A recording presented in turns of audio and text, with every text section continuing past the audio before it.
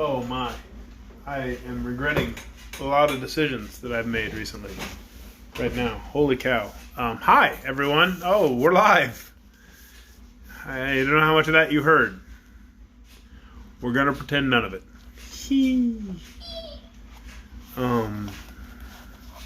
What's up?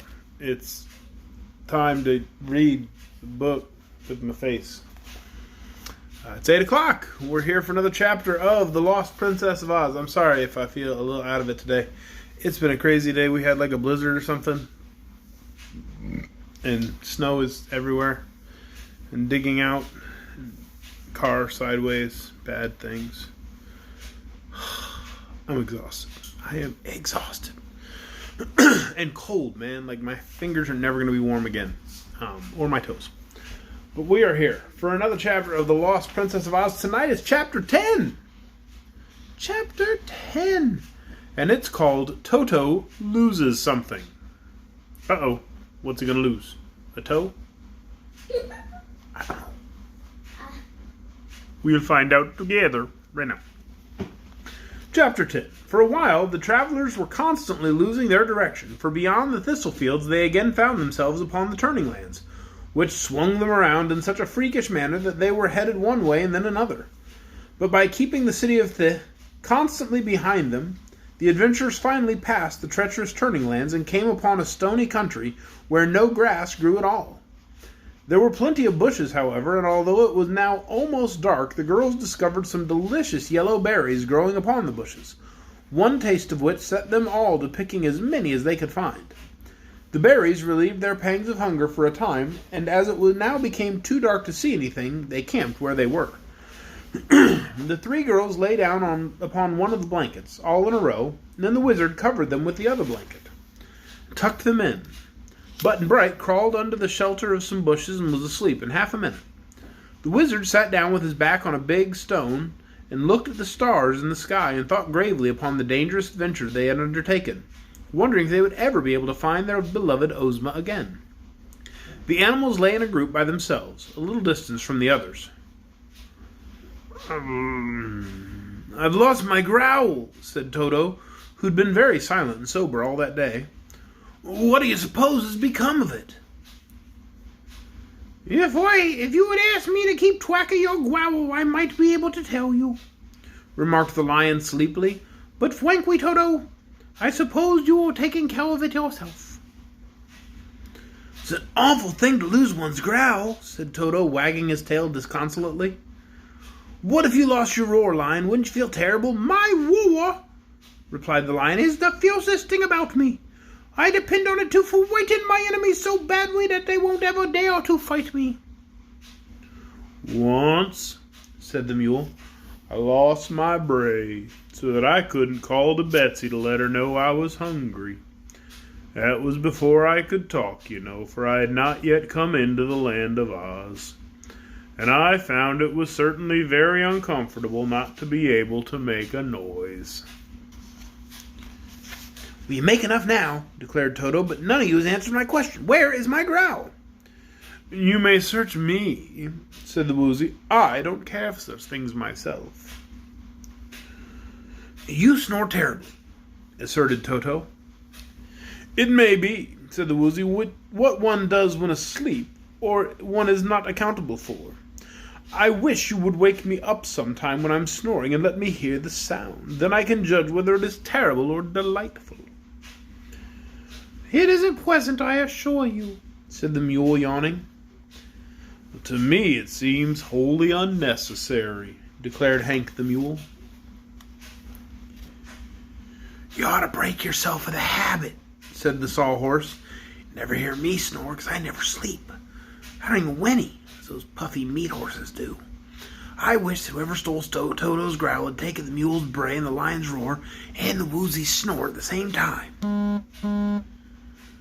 "Do you think, then, that my growl was stolen?" "You never lost it before, have you?" inquired the sawhorse. "Only once, when I had a sore throat from barking too long at the moon." "Is your throat sore now?" asked the woozy. "No," replied the dog. "Excuse me, I can't understand," said Hank. Why, dogs bark at the moon. They can't scare the moon, and the moon doesn't pay any attention to the bark. So why do dogs do it? Were you ever a dog? Asked Toto. No, indeed, replied Hank. Thankful to say I was created a mule, the most beautiful of all beasts, and have always remained one. The Woozy sat upon his square haunches to examine Hank with care. Beauty, said he, must be a matter of taste. I don't say your judgment is bad, friend Hank, or that you are so vulgar as to be conceited. But if you admire big wiggly ears and a tail like a paintbrush and hooves big enough for an elephant and a long neck and body so skinny one can count the ribs with one eye shut, if that's your idea of beauty, Hank, then either you or I must be mistaken. You're so full of edges, sneered the mule. If I were square as you are, I suppose you'd think me lovely. Outwardly, dear Hank, I would, replied the Woozy. But to be really lovely, one must be beautiful without and within. The mule couldn't deny this statement, so he gave a disgusted grunt and rolled over so that his back was toward the Woozy. But the lion, regarding the two calmly with his great yellow eyes, said to the dog, My dear Toto, our friends have taught us a lesson in humility. If the Woozy and the mule are indeed beautiful creatures, as they seem to think, then you and I must be decidedly ugly. Not to ourselves, protested Toto, who was a shrewd little dog. You and I, lion, we are fine specimens of our own races. I'm a fine dog, you're a fine lion, only in point of comparison with one another. One with another can we be properly judged, so I will leave it to the poor old sawhorse to decide which is the most beautiful animal among us all. Sawhorse is wood, so he wouldn't be prejudged and will speak the truth. I surely will, responded the sawhorse, wagging his ears, which were chips set in his wooden head. Are you all agreed to accept my judgment? We are, they declared, each one hopeful. Then, said the sawhorse, I must point out to you the fact that you're all meat creatures who tire unless they sleep, and starve unless they eat, and suffer from thirst unless they drink. Such animals must be very imperfect. Imperfect creatures cannot be beautiful. Now, I am made of wood. Surely have a wooden head, said the mule. Yes, and a wooden body and wooden legs, which are all as swift as the wind and as tireless. I've heard Dorothy say that handsome is as handsome does, and I surely perform my duties in a handsome manner.